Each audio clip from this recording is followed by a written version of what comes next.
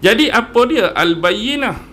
Tafsiran bagi al-bayyinah diterangkan dalam ayat kedua dan ayat yang ketiga.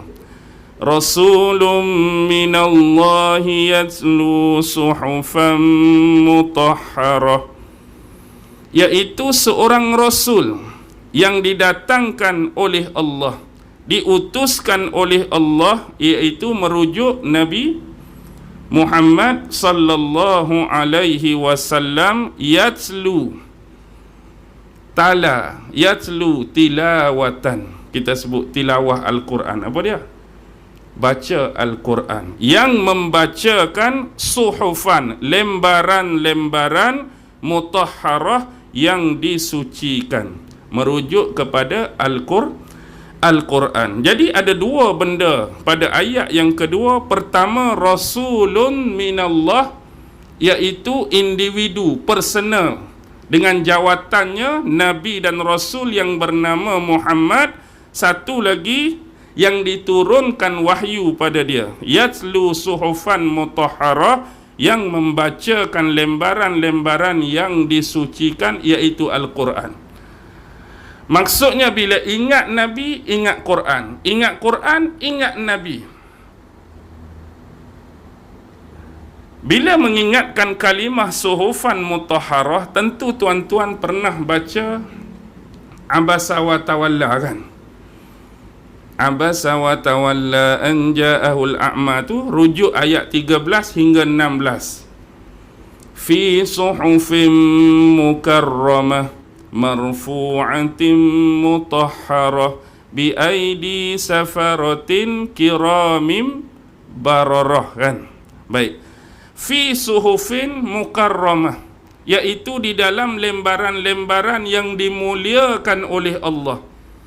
Marfu'atin, yang ditinggikan oleh Allah. Mutahharatin, yang disucikan oleh Allah. Bi aidi safaratin, di tangan penulis-penulis, yakni golongan malaikat. Kiramim bararah, kiramin yang mulia, bararah lagi berbakti kepada Allah subhanahu wa ta'ala.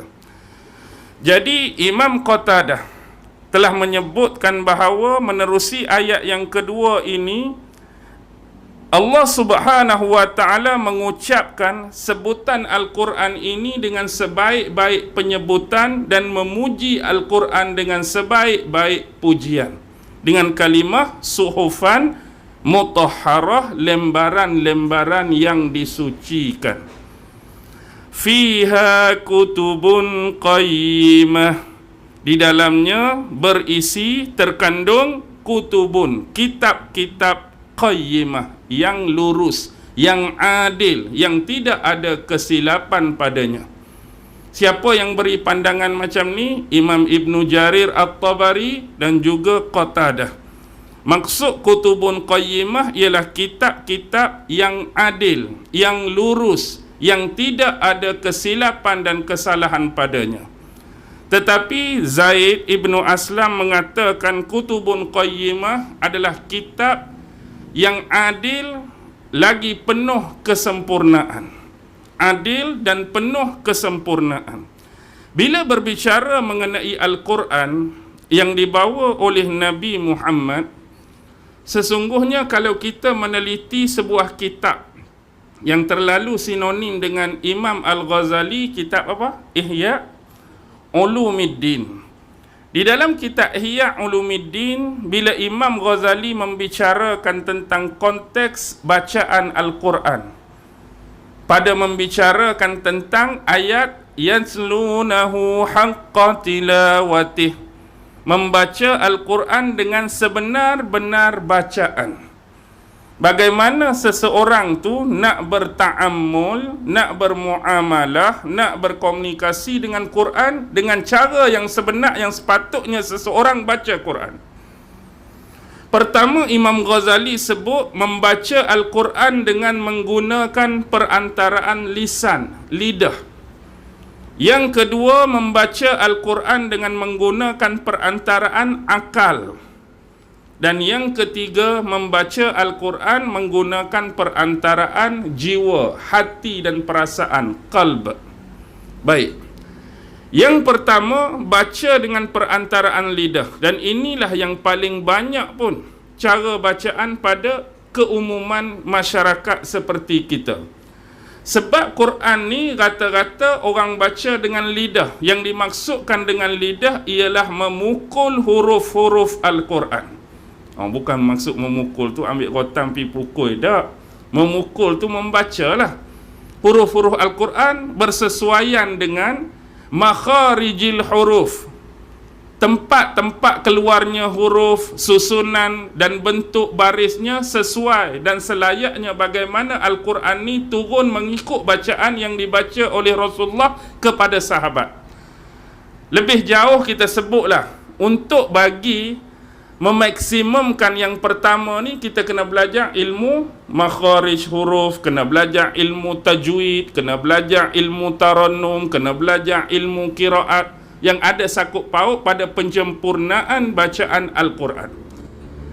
Tetapi tidak berhentinya sempurna kita baca Al-Quran pada takat tersebut. Yang jadi masalahnya, ramai di antara kita rata-rata seolah-olah bila kita dah kuasai dan memiliki kemahiran berkaitan dengannya, habis dah kita perlu belajar ilmu tentang Quran.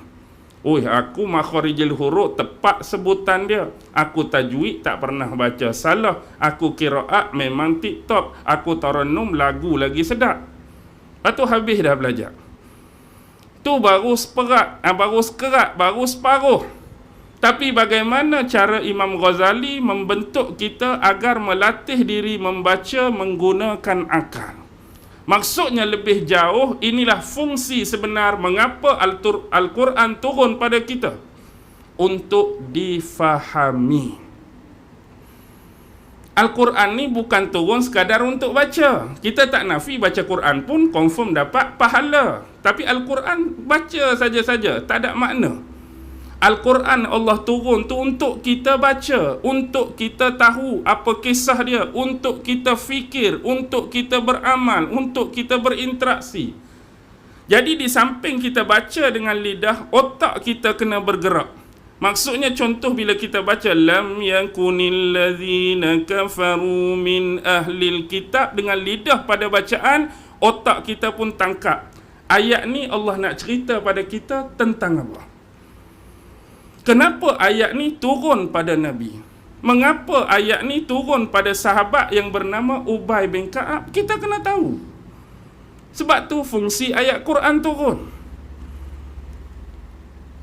Kita kena tahu, dan nak tahu kita kena mula-mula dimulakan paling common pun dengan bacaan terjemah. Lepas tu cubalah baca tafsir Quran.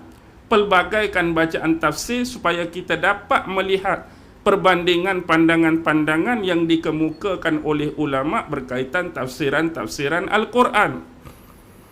Dan yang ketiga, baca menggunakan hati, jiwa dan perasaan. Bagaimana kita nak mengambil istifadah, mengambil manfaat, mengambil ibrah, mengambil pengajaran daripada ayat yang kita baca tadi. Yang kedua tu nak suruh faham ayat. Jadi yang ketiga, daripada ayat yang kita faham, apa faedah dalam kehidupan yang kita boleh dapat daripada ayat tadi? Apa faedah cerita yang kita baca dalam Quran tadi nak bawa dalam kehidupan kita? Inilah sebenar-benar cara bacaan Al-Quran yang betul, bukan setakat berhenti pada bacaan semata-mata. Sebab tu Abdullah ibn Mas'ud pun pernah berkata, Al-Quran ni bukan setakat bacaan. Al-Quran bukan dihafal-hafal. Tapi ramai aku melihat orang yang baca dan hafal Al-Quran tetapi mensia-siakan batas-batas Al-Quran. Aku melihat ramai orang baca, ramai orang hafal tetapi mensia-siakan batas-batas Al-Quran. Apa dia maksud dia? Maksud dia, orang baca Quran, baca. Orang hafal Quran, hafal. Tetapi adab Al-Quran, akhlak Al-Quran, etika Al-Quran tak hidup pada si pembaca. Itu maksud mengabaikan batas-batas dia. Kita baca Quran, tapi akhlak orang yang baca Quran tu tak sama dengan ayat yang dia baca. Dia baca Quran tetapi dia tak beradab sama seperti ayat Quran yang minta dia ni beradab. Dia tak beretika sama seperti yang sepatutnya seorang Muslim beretika. Dengan kata lain, baca lain, buat lain. Dah senang. Boleh faham tak?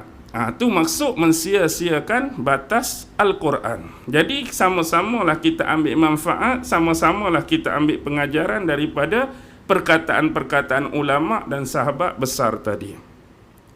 Seterusnya,